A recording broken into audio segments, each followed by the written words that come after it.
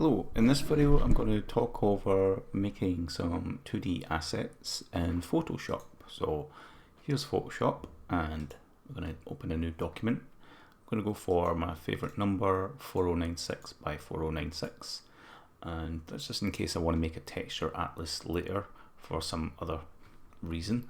And what I want to do is basically make some grids. So we're going to do new guide layout, and we're going to go 8 by 16. The reason for this is that we have a good idea of the isometric type of layout, and we want to see a little bit of shape change at the base of objects. So for example, if I was to go ahead and make some sort of rock, that's the base of the rock, and it's going to have a conical type of overall shape. Now I'm going to make a few shapes this way to begin with, just to give you an idea of the kind of language that you want your shapes to follow. Now sometimes Photoshop does this when screen recording. Okay, I just lost it a little bit. So I'm just making sure I draw the base. You can imagine this kind of perspective. I'm making a few variations.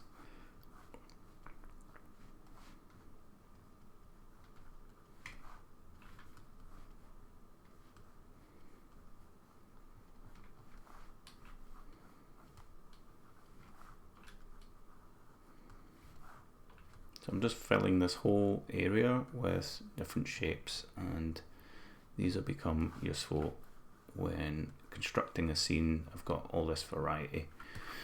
Right, let's go back to the first one now and really define that shape a little bit better.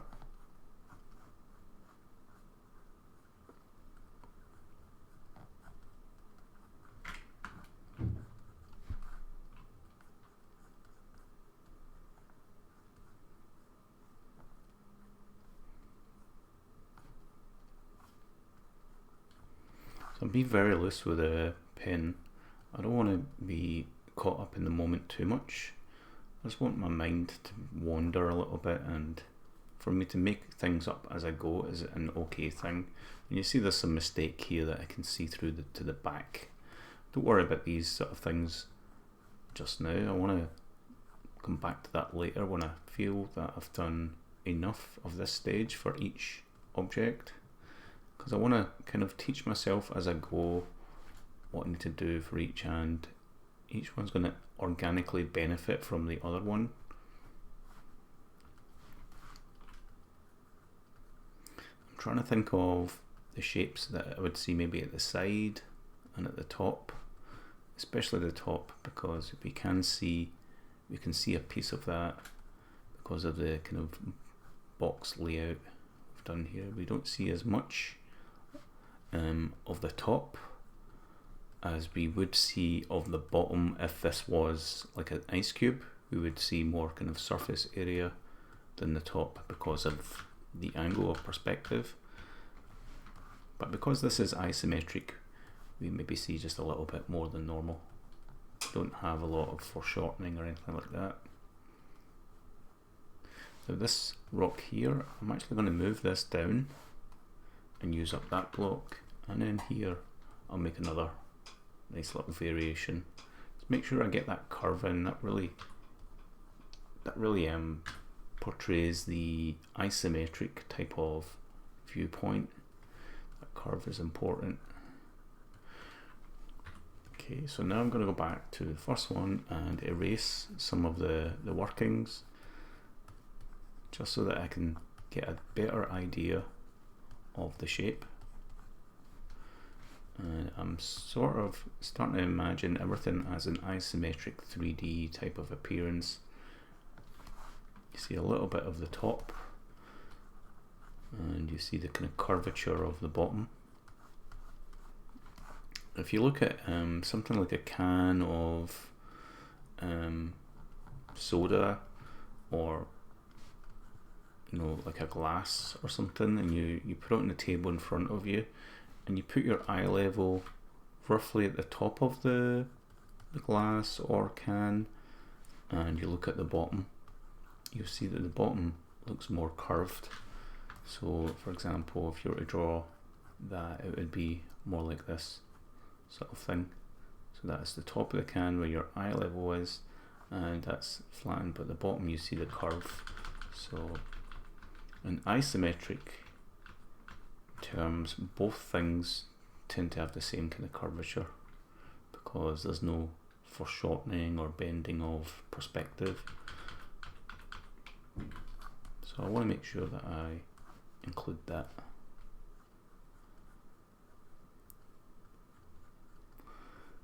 Okay, I want to start thinking about how much of the top do I see, and just turning things into more of a box-like shape. How much is round the side?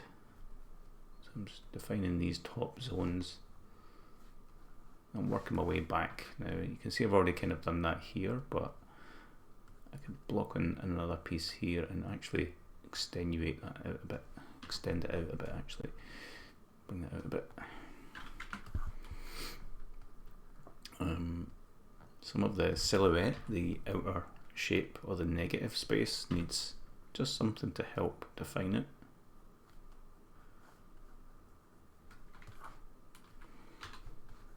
And I just have to be mindful that these objects don't start to look like something that I recognize, like a robot or a character or something. They're supposed to be rocks, so I need to keep them that way. Just delete some of these back faces, back lines.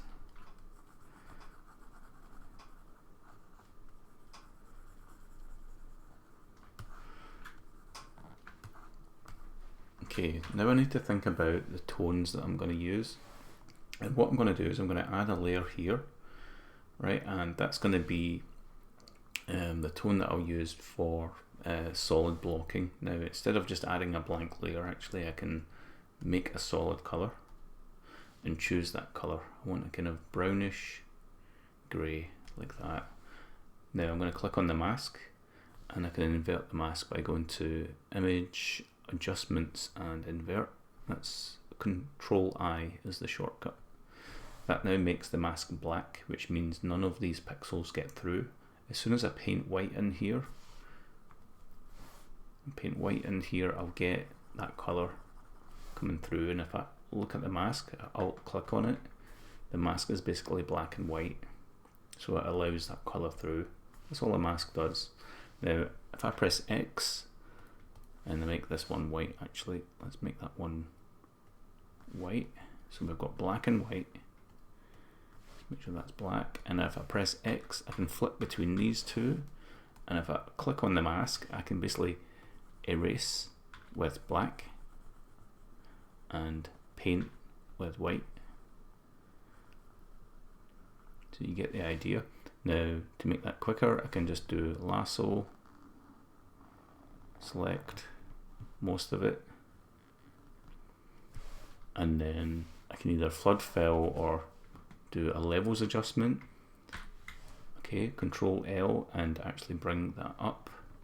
That is turning the mask white. So levels adjustment just takes the incoming signal, the value that it sees there, and changing it. This is like a remap. It's turning black into white. Right, so that's the black zone and turns it to white. So now I've got all of that mostly filled. So all I need to do is just paint a little bit more at the edges there.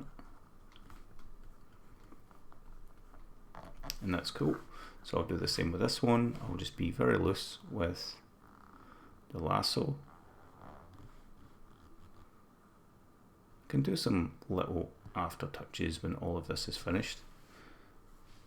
So instead of doing the levels adjust, because this is actually black already, I'll just do Control I to invert that selection, which turns black to white. It doesn't invert the selection, but it inverts the color that's been selected. If you want to invert selection, that's different. That's actually here. That's this one, Shift Control I. So that's a different kind of thing. Control D will deselect. Okay, so once again I just want to paint these bits that I missed.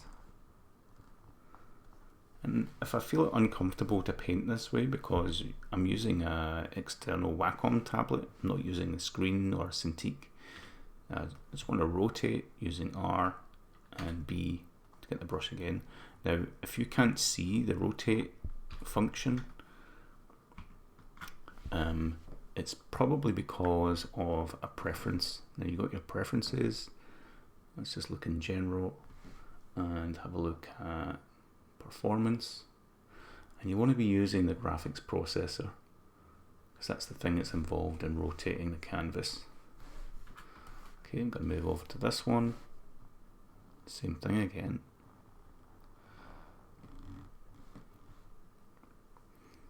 Just get most of it. It doesn't matter how neat we are at this point. Invert the mask, deselect, Control D. Back to the brushes, you can press B for that. And I'm just using a regular brush.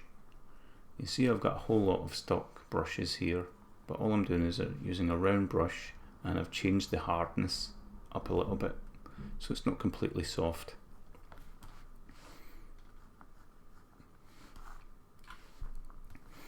Again, I'm going to use the lasso because it seems to be the best for this kind of thing.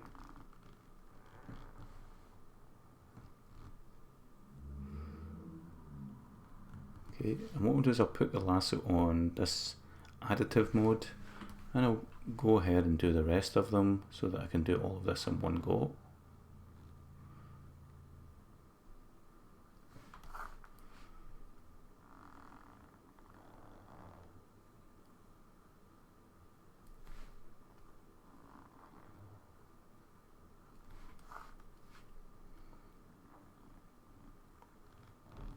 You notice that some of the shapes, I'm trying to keep a system of 3 shapes, a kind of big shape, a medium shape and a small shape. For example, this would be the bigger part, this would be the medium part, and this is the smaller part. So keeping to that kind of language just ensures your eye is kept quite happy with what it sees.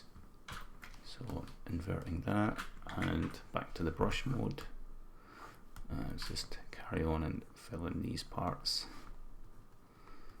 Some bits I'm choosing not to have.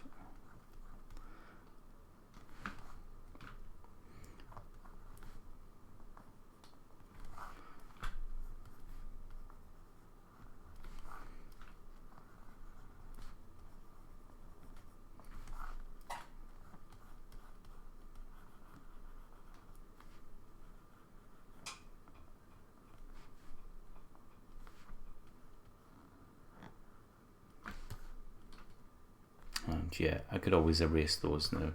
So I've got the outline doing one thing, and I just want to start erasing some of that, so I'll just use the eraser. Make sure I'm on a kind of normal brush for that. So I'm going to switch to this one and just change the size down a bit. So I'm using a Wacom Intuos Pro medium, and I've used these for a long time. It cost me around about $300, and it's lasted me roughly about 10 years.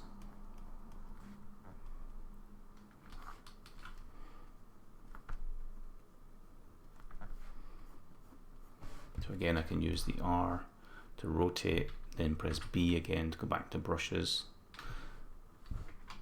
or E for the eraser in this case. And all I'm doing is just cleaning up the line work a little bit.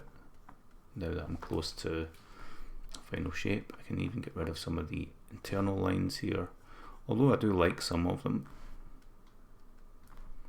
The nice little kind of additions. I don't want them everywhere, and I can always draw them back in later. I do want to make sure that I do a little taper on the lines. I don't want to just eliminate them and make them flat like that. I kind of want to make it so that they taper just a little bit and they get thinner towards the edge. It's a bit nicer for the eye to see that than suddenly just cutting it off.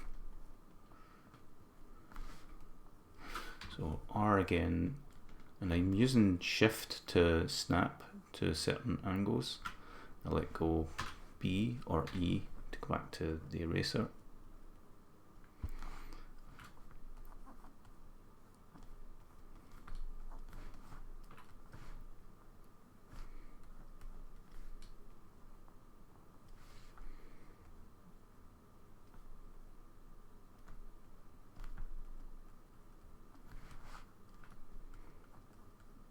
you can see, this is looking a bit too cubic at the top up here, so I'm gonna just tidy that up a little bit more.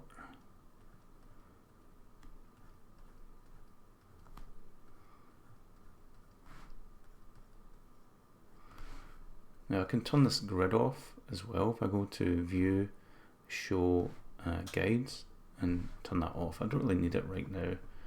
Know that I've put my rocks in the right place.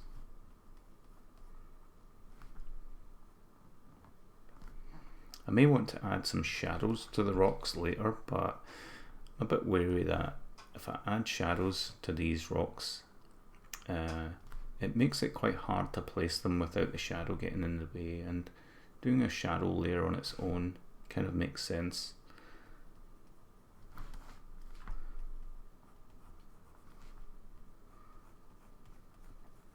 So if you're making up a scene with stock assets like this, you can place all your rocks wherever you want to at first.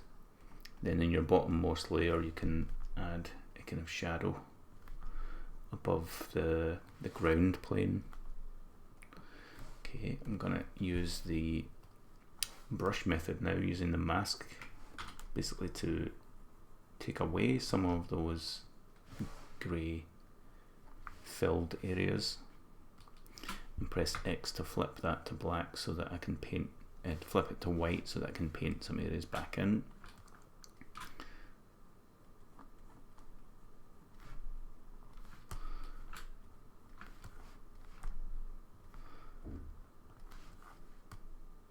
Okay, that's good.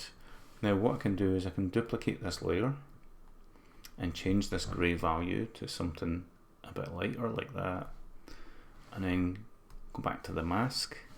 I'm going to choose a kind of softer brush, so I'll just make this brush bigger and put the hardness all the way down, and I want to paint in black to take away some of this grey. And I'm going to turn off this as well. This is the size changing based on pressure, and I want that to be solid. So I just want to bring in a little soft shadow like this, just in some places. I have to imagine that some of the shadow is being cast by itself, and some of the rock is actually in shadow, and some of the shadow comes from it being near the ground. So there's those three factors. Now the one where it's next to itself is called ambient occlusion, and you can think of that as self-shadowing. Near the ground, I guess, is also ambient occlusion because it's getting some shadow or shade from the ground. And then you've got the actual shadow from it not being in the light, but we'll just kind of guess.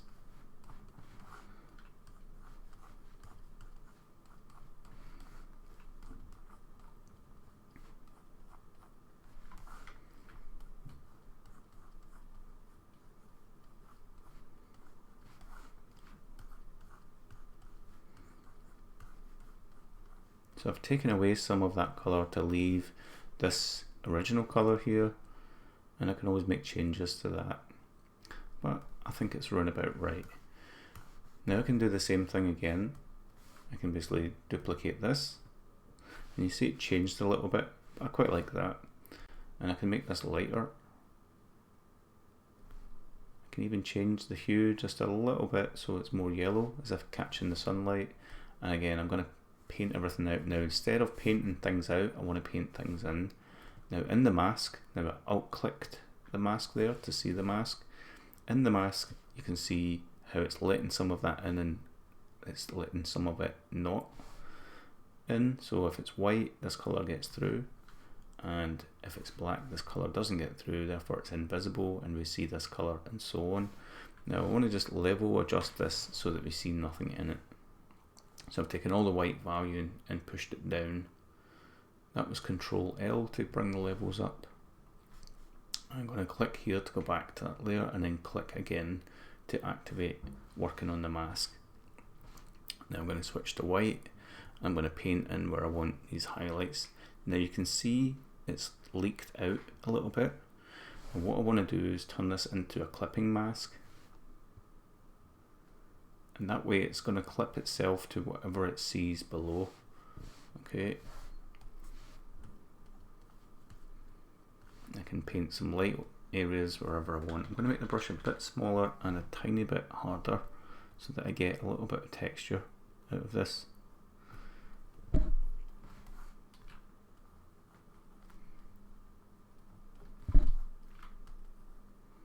You see, as I make these shapes, they're automatically pulling the object out.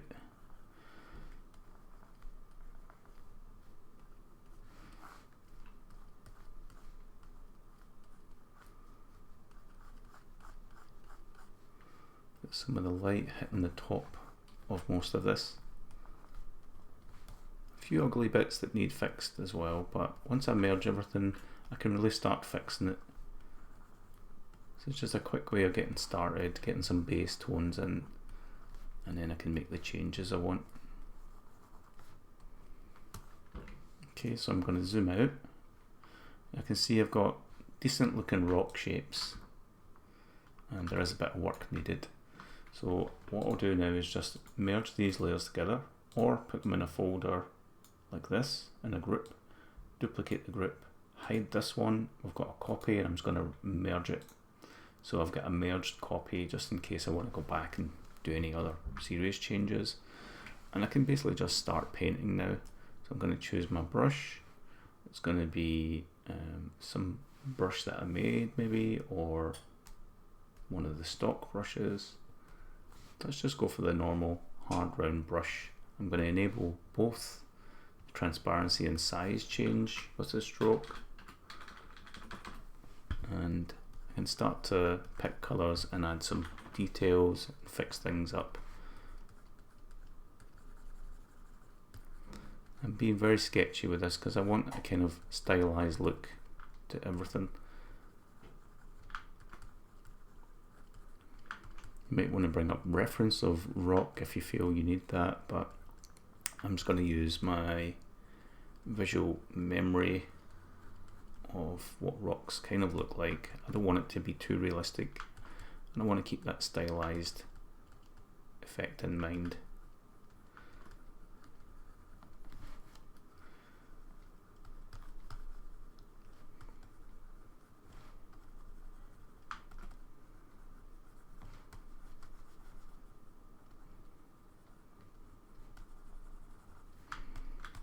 All I'm doing is colour picking some of these tones nearby and just layering them up and making some nice kind of sketchy lines, nothing too consistent.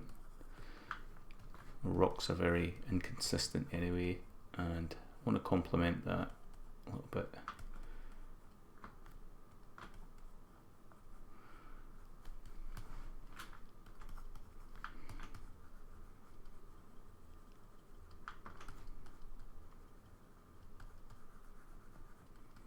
See, I'm working very fast as well because it keeps my mind loose. I don't get too tied up on problems or thinking something doesn't look right. I often don't erase, and I want some accidents to happen that make me think, you know, that looks good. I'm going to keep that there and kind of learn from those for the next one, develop a style, an overall style, like maybe some cross hatching that might look quite nice, and a very hand-drawn look to everything. Now I could really make a change to that and use this smudge brush, and I recommend using it with something with good texture in it, like an artistic type of texture, maybe like this one, and pulling some of these shapes around the brush like this can introduce some texture time and time again, but maybe it's not as easy as that, and you want to just paint the texture in, get yourself a good texture brush. This one looks quite nice, and as you can see I can paint in some of these details here. Now I'm going to actually lock the pixels so that I don't accidentally paint out. You've seen that I painted outside of the rock there, and I did mean to actually activate that.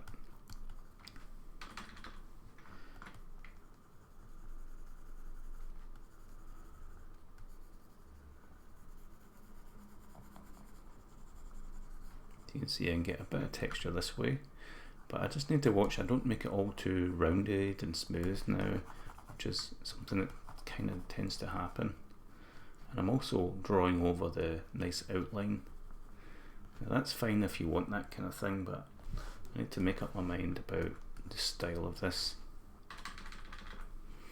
And I think I will actually paint out the outline a little bit.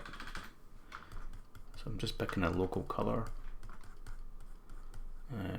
Now I also want to think about light hitting the other side, because that's really going to give this a little bit of 3 dimension. If I just stick to it being light on the top and on the right, and light never reaching the other side, it is going to lose a little bit of that roundedness.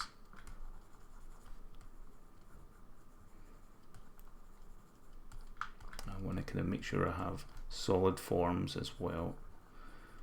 So I want to keep as close to that single tone as possible for rocks. Not too much variation. I'm going to give everything the same balance of texture.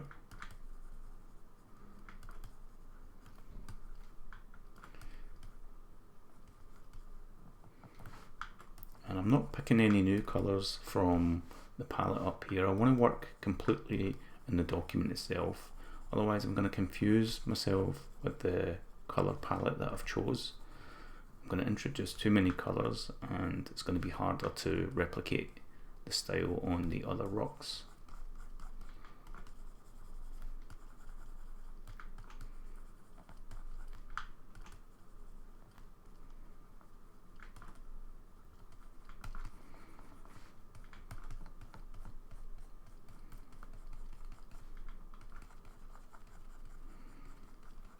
Okay, so I'm just going to zoom out to see how this looks at a distance.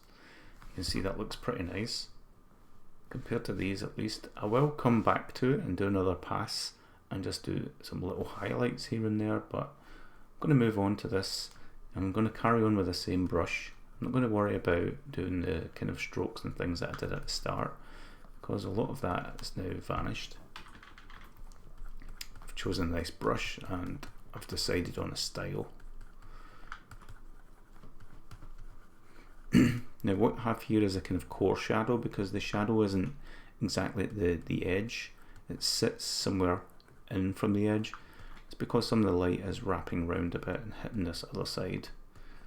So you get a little bit of rim light, and it means your core shadow sits a little bit inwards. Your core shadow is the darkest shadow. The darkest area.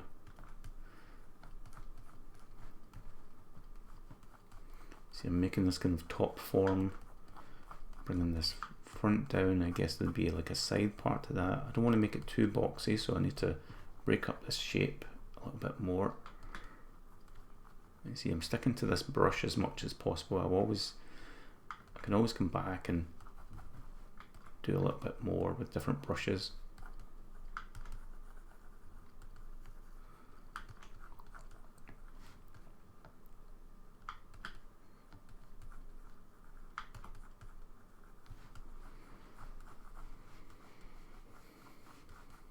And because I've got the lock pixels, i.e. that button there, I can just paint wherever I like. Move on to this one. In fact, back to this one, I need to do some of the edges.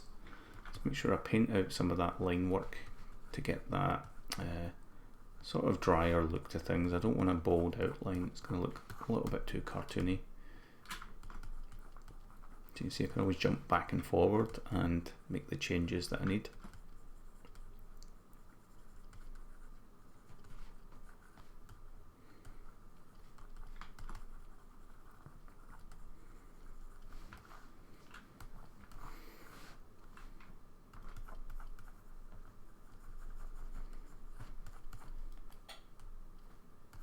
Make this brush nice and big now so I can really make some progress a bit quickly.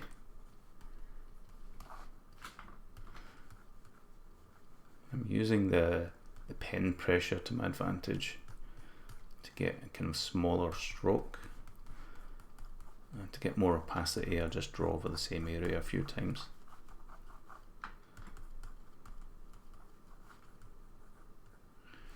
It's good to make stock assets like these. You can make a whole pack. Maybe you make a pack of 50 rocks, 50 trees, and you sell them on the marketplace, and you see them in a few games sometimes. It can give you quite a good ego boost and build your confidence up for selling asset packs. There's a big demand for assets on marketplaces such as like Unity or Game Maker or Unreal Engine. There's many people making games, but they can't do art, and maybe they have $5 or $10 kicking around ready to pay for some artwork. Now you can pay an artist $500 or something to make 50 rocks for you. I mean, that would be relatively cheap, but that's $500 just for a set of generic rocks. You can actually buy a pack, and loads of people are going to buy those rocks because they're so cheap, and you'll get that money back if you paid an artist to make those. But why not learn to make them yourself and really get that money back? You can see I'm cheating a little bit, and I'm starting to go for some lighter tones, and I really wanted to avoid that as much as possible at this point, just to make sure I get that base shape in. So I'm just going to be mindful of that now. I'm going to use that tone there to act as a kind of shadow as well.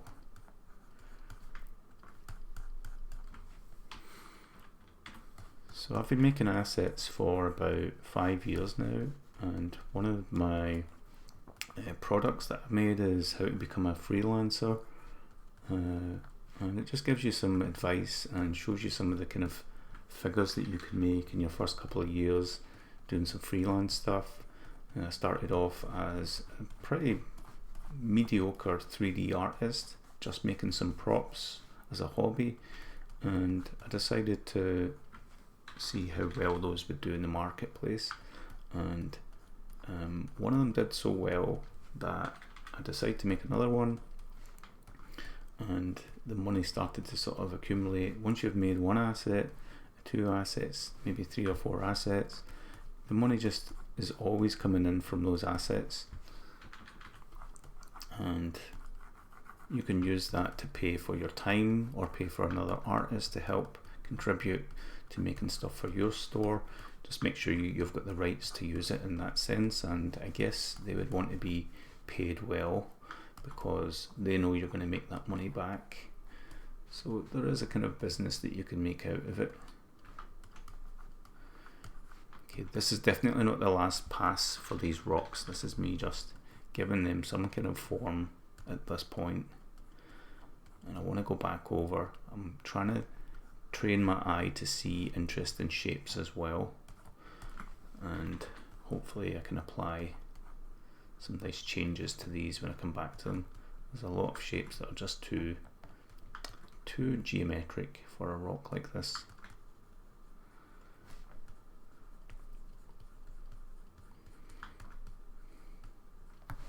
So yeah, if you ever want to become a freelancer and make your own income, it does take a while to build that up, and once you've released those first few assets and got a few bits of feedback from customers that have bought those, then you can really apply those changes. You learn how to keep the company, keep the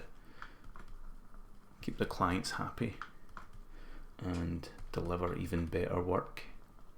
At the end of the day, you're just working for yourself in the same way as you would be working for a games company. They would give you a list of assets to make.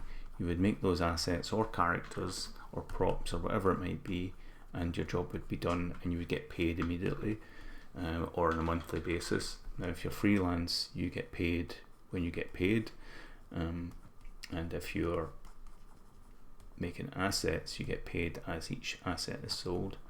So you have to make sure that you keep that quality high so that you always sell that product. There's lots more information on my how to become a freelancer, or give you a good guide on what kind of income you might get if you focus on it, and the spreadsheet guides and all these things.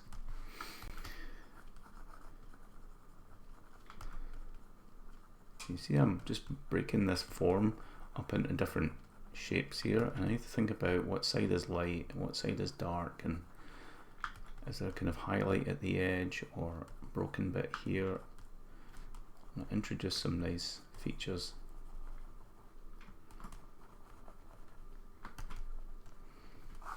On to the next ones.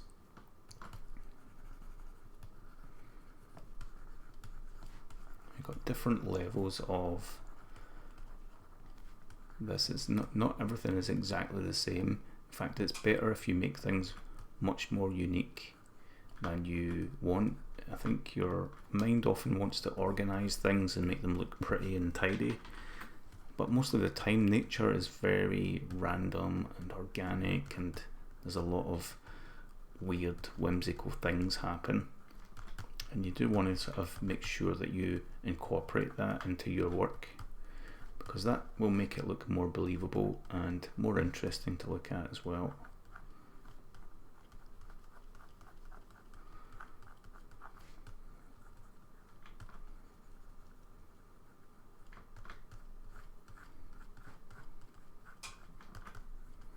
Just make sure you break up any monotony or similarity. Make sure you take that away and reintroduce that organic feeling again.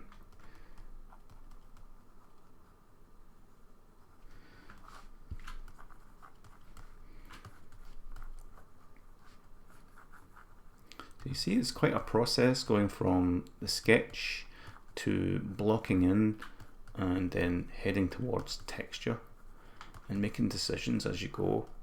But it doesn't have to be such a rigid process. You should have a little bit of fun while you're making it, and make nice decisions that make this look pretty compared to other rocks out there. You want to make your rocks rock, basically.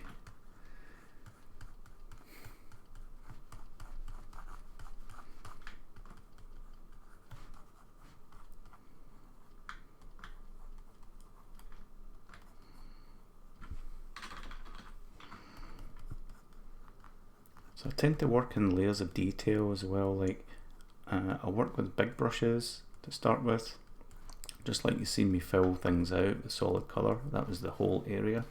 Now I'm kind of working with a big brush to get a lot of texture, and then I'm going to start nailing in some detail, but I'm almost there with this.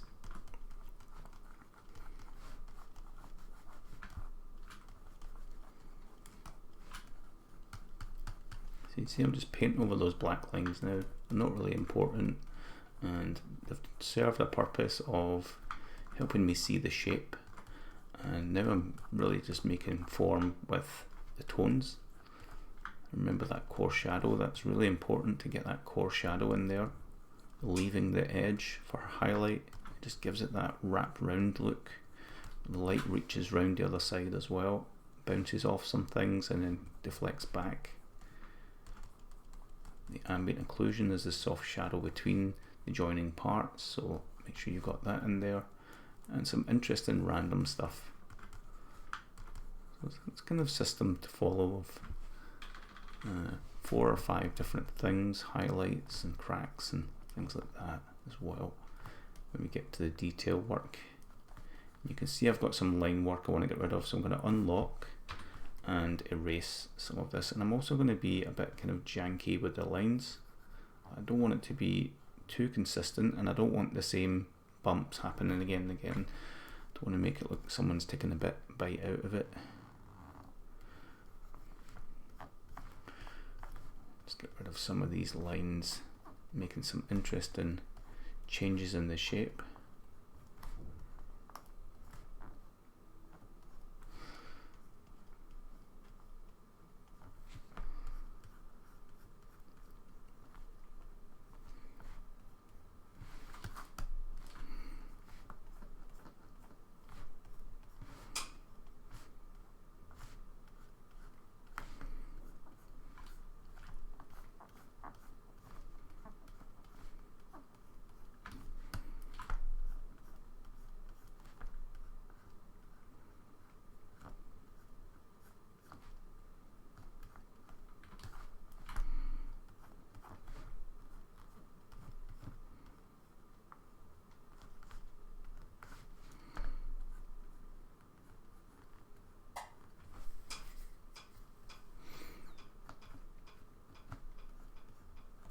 do want to come back to these with a thinner type of brush and add in more detailed changes to the shape. But I want to make sure that I do everything the same first to keep it all within the same language. So I'm just going to like do everything the same kind of pass. So if I'm doing a detail pass, I have to do it to each one before moving on. In this case, I'm doing a kind of shape pass, just erasing the excess lines and marks now that I'm at that point.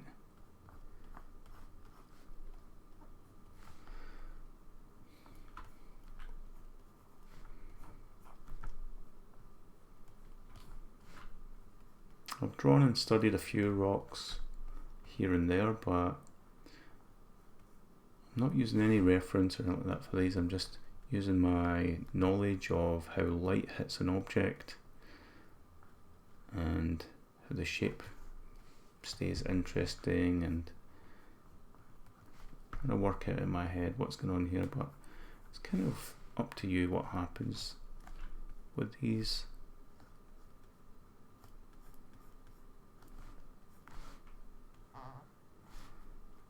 Just as long as it looks good and you're, you know, making sure that this will look like a good asset by the time it's in a game.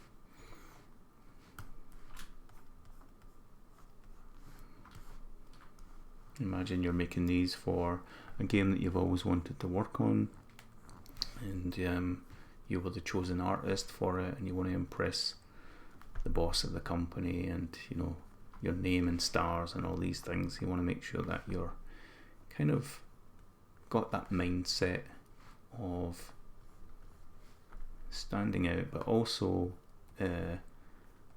being on par with good and great artists out there. You might think that some of the things you make are perfectly acceptable and good, but there's also flaws that you might not recognize right away.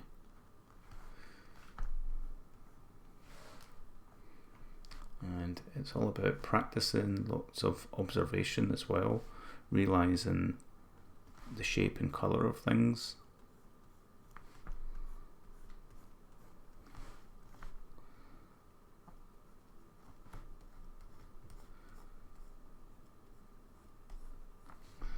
Okay, and now I'm going to switch this to becoming a smaller brush as a stroke, and I'm going to make sure that I've got hardness on there. I'm going to go into the brush settings by pressing F5. I'm going to turn off transfer. This means it won't get it won't lose opacity as I go light with the pen. I want to make sure that I'm adding some detail at a different level like that. I want to break this shape up a little bit more here and there, just a little detail where needed. Make sure I'm following that shape correctly. I don't want to leave a weird bit hanging like this. It looks like it doesn't go anywhere. You know, if it does a job, just leave it.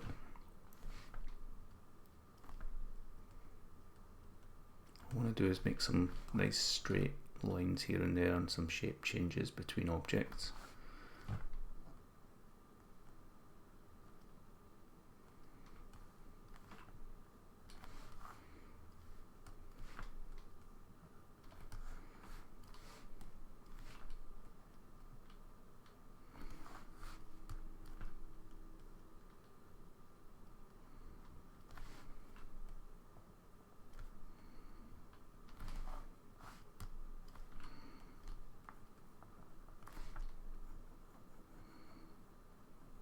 I'm keeping to that very solid angular language of rocks. You will get some rocks that have been battered by the sea and they get more rounded, but you also get some shards of rock here and there that won't be as rounded and they'll have quite a harsh edge. You just have to think to yourself, does that make sense when you've done a change to something? You know, does it make sense? Is that what you would see in real life, roughly? You know, you wouldn't see something like that in real life because that's like a perfect straight line. You might see something more like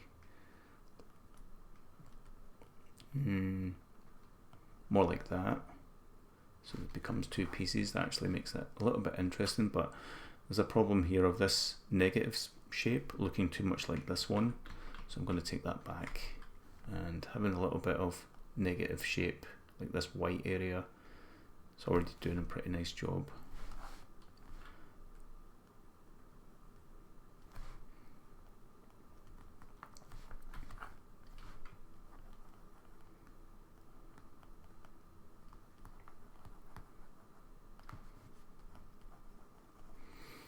Okay, now I'm going to go back to the first one on the left and do a little bit more texture work.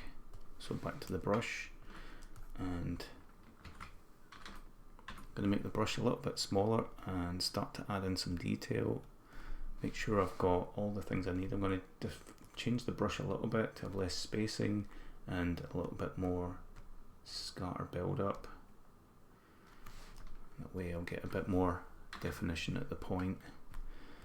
I'm going to go for a slightly brighter tone to lay in some edges.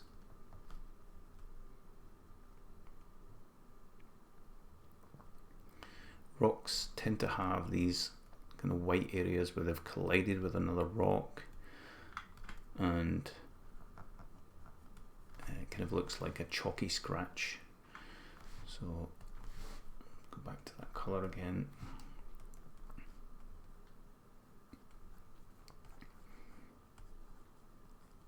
All I'm doing is trying to find the kind of edge where I want to add these, usually between the lightest edge and its neighbour. I want to just bring in a little notch of rough scratching, a bit like that.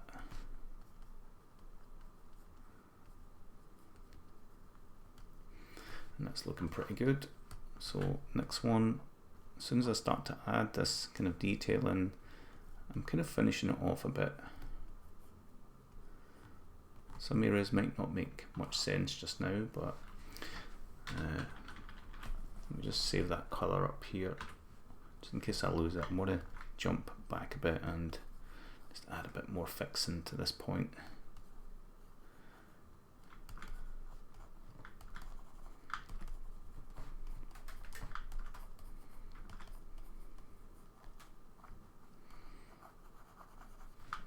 Now you can also close one eye and then half close the other eye, like really close it until your eyelashes are right in front of your eye and blurring everything. So you've got one eye closed and you're really blurring that up, and you'll kind of reduce the amount of information going to your head a bit about this image, and you're simplifying it and really seeing the areas that aren't working. You can fix those up quite easily that way. Now I just want to make sure I lock the pixels again. If I'm going to step outside the shape, I'm going to add a little drop shadow to that rock there, and also there because it's an angle. So I'm starting to think about the shapes of stuff, and then I'm going to sort of break them up a bit so they're not so straight edged.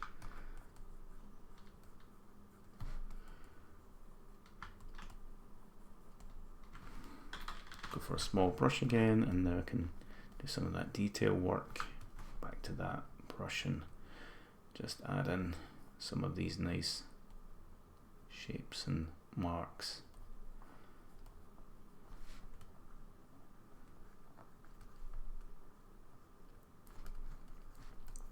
The amount of detail that I add isn't kind of relevant right now because I need to balance everything out at some point anyway. So I'm just going to add a bit of detail enough to keep things looking good, and then I'll fix any excess detail or a lack of detail in another pass at things. So once I've done this over all of the rocks, then I can revisit.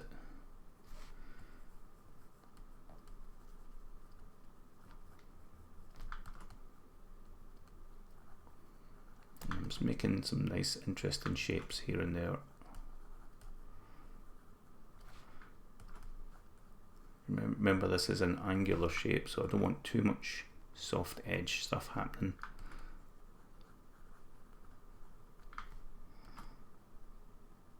I'm trying to keep my workflow as simple as possible as well by sticking to the same brush for now. I may switch to another brush just to add a few details, but nothing major.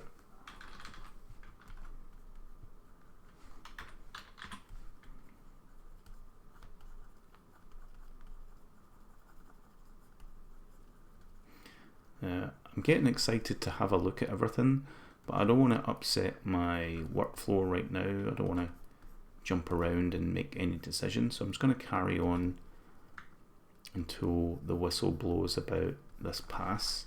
It won't be long until I've done all of these, so I'll carry on adding this kind of edge detail. You can see I'm just choosing some areas where there's a little bit of contrast between one plane and the next, and adding a little detail here and there as well, making sure I make some good changes to the way the form reads.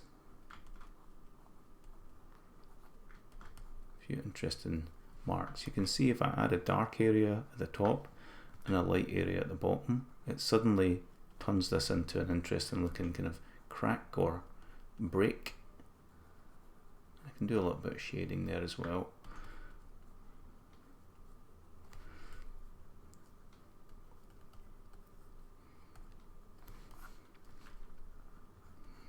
I'm just going to get that colour back a bit.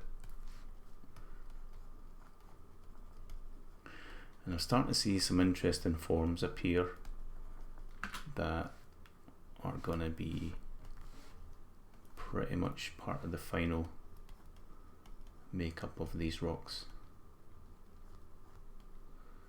You can see adding these grooves in and then adding a little dark area underneath kind of tapers it inward, but I need to make sure it reads correctly, so I'm closing one eye, squinting the other one, making sure it kind of reads right and fixing any issues I see until I'm happy to move on.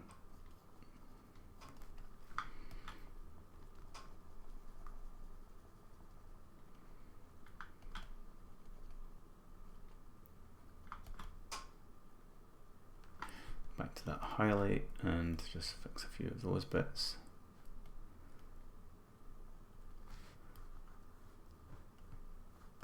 Okay, I'm going to zoom out. Oh no, I've got more to go. So I'm really tempted to have a look at everything. It is good to have a look at everything at some point, but at this point I'm quite happy to be doing what I'm doing. I know I'm not doing anything wrong and I'm just rolling with it. Soon see if any of this is a mistake when I've done it, but I think it's all good. I've made the decision already and I'm sticking with it.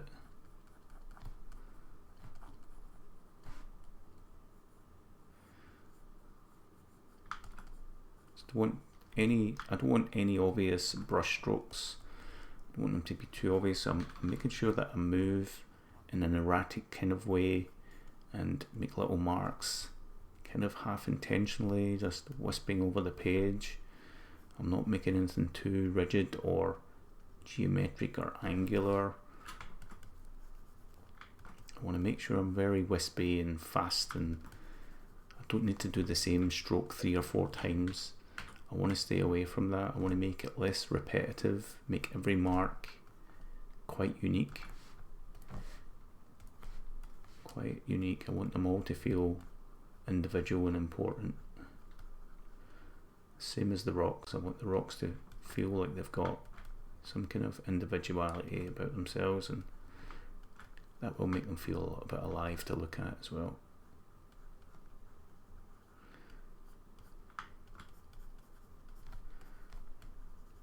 See, I'm trying to erase some of that texture and the same kind of monotonous strokes. Rather, I'm trying to replace it with a good texture.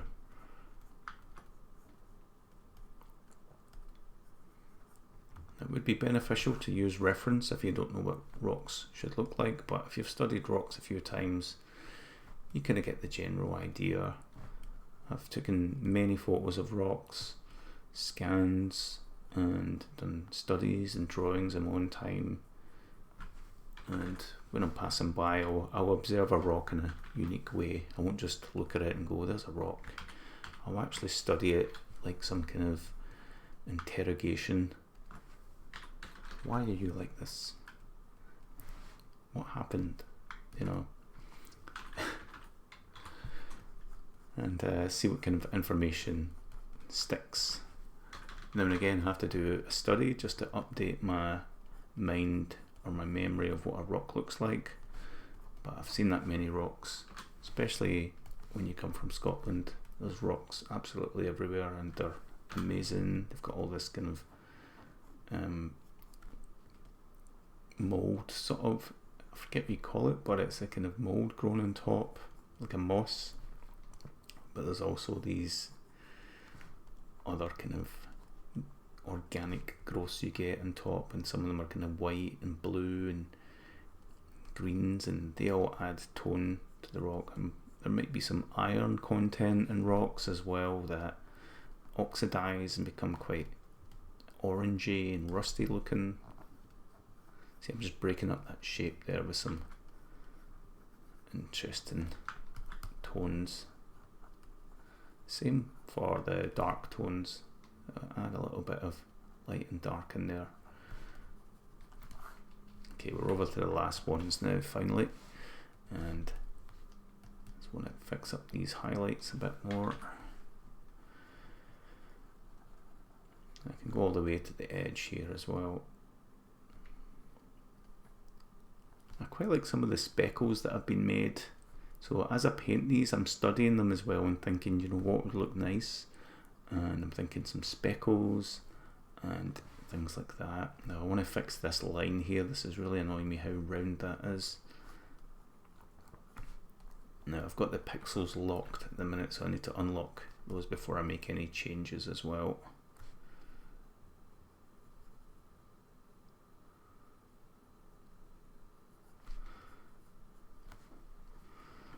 Okay, just a small bit of tone change needed there.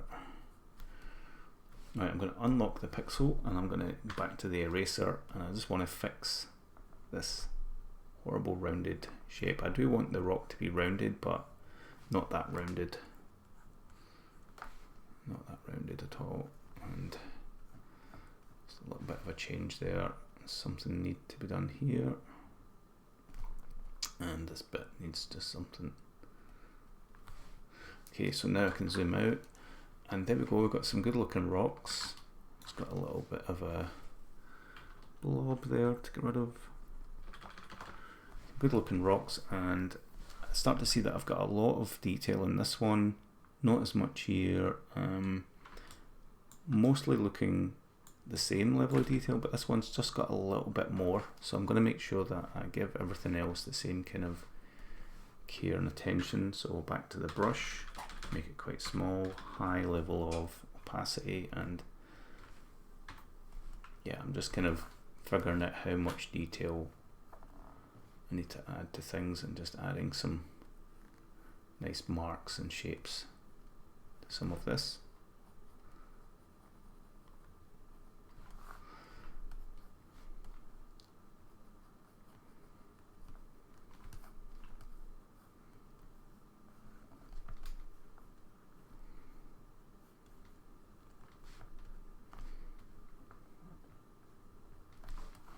I'm going to lock the pixels again just in case. I've seen that that edge really helped define, it really helps define that plane, and some marks made from different things colliding with it and scratching, and just little pits and bits here.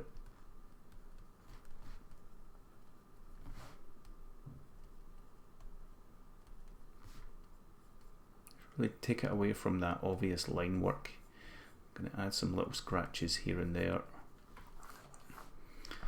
and really kind of make those lines that look too obvious work for the rock. That's right, they work for Dwayne Johnson. Gotta work for the Dwayne.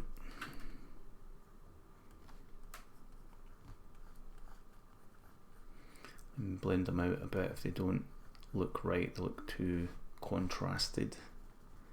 So I'm really kind of trying to help this a little bit, adding some nice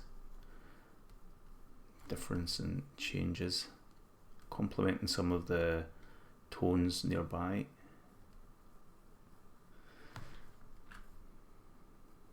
This kind of edge highlight.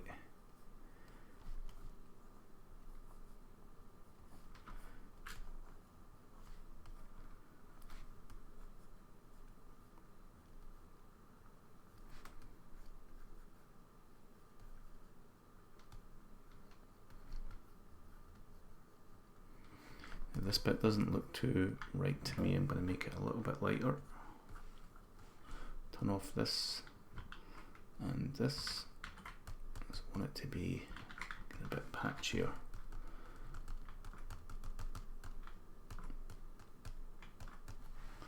That's a bit better. And now the balance is a little bit better now between those. Okay, one thing I want to do now is add another layer and do some really random black and white type of texture. Now I can hide this layer here for this. I just want to add some really random stuff. Right, whatever it might be, some specks and lines and things. Whatever interesting brushes I can find. Just want to make some marks. Yeah, some nice scratches and bits like that. It can be anywhere at all in that general area. So I've got a good brush pack here that I bought from ArtStation. I've got some natural brushes by iMad brush set, some Madeleine Belvoir brushes as well. Got some built-in Photoshop brushes. And yeah, I just want to make good use of some of these textures that they've already kind of sourced.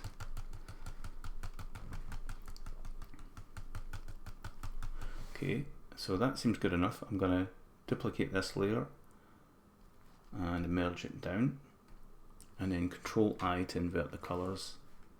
Right, so I've done that, and then I'm going to change this to different modes to see how that looks.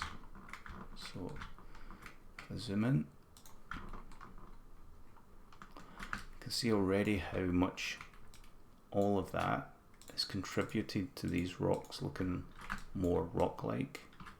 So this is overlay, and I just want to tone it down a bit. Run a bit there. You can see I can move it around and duplicate it. But I think those look like pretty good rocks. There's some shapes here that don't make much sense, and what I can do is I can paint those out a bit. So from within this layer I want to go for the smudge brush. I want to make sure I've got a brush that still works for this kind of rock noise. Go for the stones one and a low value, and just kind of skiff these about a bit.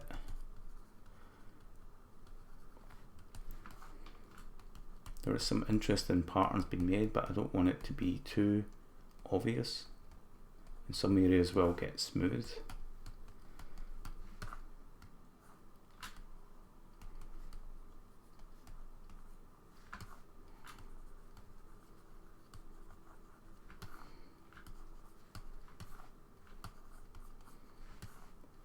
And I think that looks pretty good. So those are some nice looking rocks. I just want to test them with a darker background, so I'm going to darken this backdrop here. In fact, one thing I need to make sure of is that this is clip masked. So I'll create a clipping mask, and then when I darken this, you can see it's not everywhere. And there we go. We got some nice looking rocks within about an hour or so of recording, and each one took a little bit of time to do, but these rocks will work quite nicely in any sort of game. There's a little bit of loss in detail here and there, so what you can do is just, I'm going to put these in a group, duplicate the group, and then merge the group. That way I'm still keeping this intact, and I want to go to the sharpen brush So there is a sharpen brush somewhere. Let's hold that down and you can go for sharpen tool. I just want to sharpen some of this blurred area up a bit by painting over it. Now the only problem with that is it's bringing out a lot of tone. So just be wary if you're using the sharp brush that it's going to bring out a lot of weird tones like that. So the best idea is to actually get that same layer, this one, and duplicate it and bring it back up and do overlay again. I'm just going to move it around like somewhere there, put a mask on it, invert the mask, okay, set to overlay, also change it to clipping mask, and then paint white with those areas you want to fix.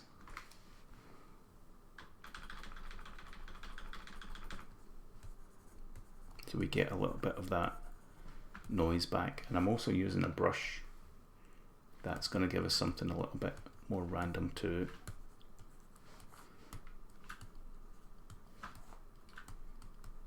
There we go, we're bringing some of that nice texture back in. So just be aware that if you start using smudges, that it is going to make it look a bit not so good. Okay, and that's pretty much it. You can export these out and use them in your game. So I'll just merge these together in a group and call it final. And then I'll merge that group together, hide all these workings, and I'm left with just the rocks. And I would copy each of these out. So Control X, Control Shift V, call this rock 1. Back to that layer, Control X, Control Shift V, rock 2.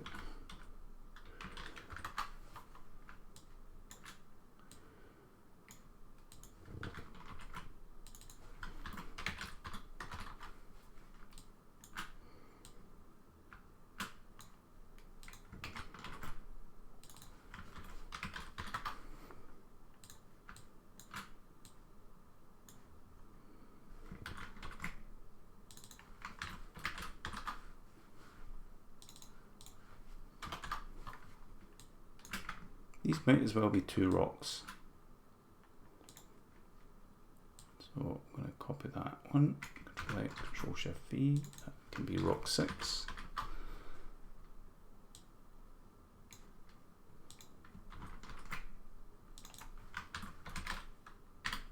Rock 7.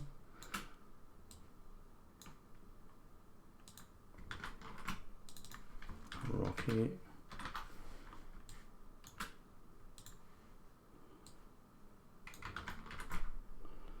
Rock 9, and that would be rock 10. And what you can do now is export these individually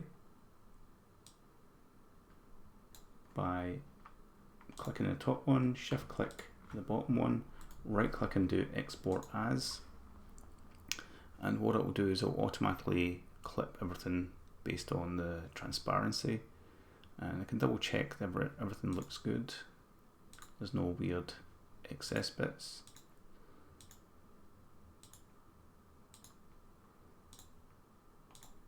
And that all looks good. So I'm just going to export this to some place. Let's see, desktop, new folder.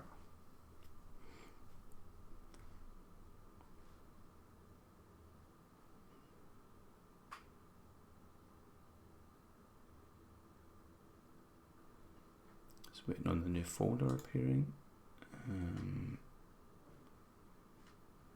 New folder. Let's go back. Sometimes Windows is a little bit slow. New folder. Call this rocks. And then I'm going to save that there. And it's going to take every rock and put them all in that folder. So now if I go desktop, rocks. There are the rocks, which you could put in any sort of game, and I'm sure they'll look pretty cool. So thanks for watching this tutorial. I hope you enjoyed it. Feel free to recommend any other tutorials you want me to cover, and I'll see you in the next video. Thanks for watching. Bye.